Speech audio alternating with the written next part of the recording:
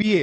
বাংলাদেশের প্রেক্ষাপটে আমাদের মেয়েদের স্বপ্ন হচ্ছে আমি বিয়ে করব, বরের সাথে বসবো পাশে, আমার গায়ে একটা সুন্দর বেনারসি শাড়ি থাকবে, আমাকে দেখতে সুন্দর লাগতে হবে। সুন্দরের সংজ্ঞা কি? আমার পেট দেখা যাবে, পিঠ দেখা যাবে, স্কিন তো দেখা যাবেই, হাত পা তো অবভিয়াসলি দেখা যাবে, এবং চুল তো দেখা যাবেই। একটা স্টেজে সবার সামনে পুতুলের মতো বসে থাকে, আর তার পাশে একটা গাধা আর একটা গরু বসে থাকে। নন মাহারামরা দেখে, সাথে মাহারামরাও দেখে। আর পাশে যে গাধাটা বসে আছে, যে গরুটা বসে আছে, ওই গরুর ফ্রেন্ড, এলাকার ছোট ভাই, এলাকার বড় ভাই, তারাও দেখতেছে এই মেয়েটাকে। তো এই মেয়েটার তো কোনো হেলদোল নাই, পর্দার তো কোনো জ্ঞান নাই। আর পাশে যে গাধাটা বসে আছে, ওটা তো প্রাউড ফিল করতেছে, মনে মনে হাসতেছে, মানে প্রাউড ফিল করতেছে, ও একটা জিতছি, মানে বিয়ে করছি, ও দেখ দোস্ত কত সুন্দর তোর ভাবি, আরে দেখ না দোস্ত, আরে কি, মানে বউরে সবার সামনে দেখায় সে খুব প্রাউড ফিল করতেছে। আরে গাধা, কেন গাধা বলতেছে এটা পরে বলতেছি। আসলে যখন তোমার বউকে দেখে বলতেছে মামা তুই জিতছস, তার মানে সে তোমার বউয়ের চুল থেকে পায়ের নখ পর্যন্ত সে ভালোভাবে অবজার্ভ করছে। তুমি কল্পনা করো, তোমার বউকে তুমি সুন্দরভাবে প্যাকেট করে বোরকা পরে তুমি বিয়ের সেরে নিয়ে আসছো, তাহলে কি তোমার কোনো ফ্রেন্ড বলবে যে মামা সেই একটা বিয়ে করছস? কারণ সে তো দেখতে পাচ্ছে না।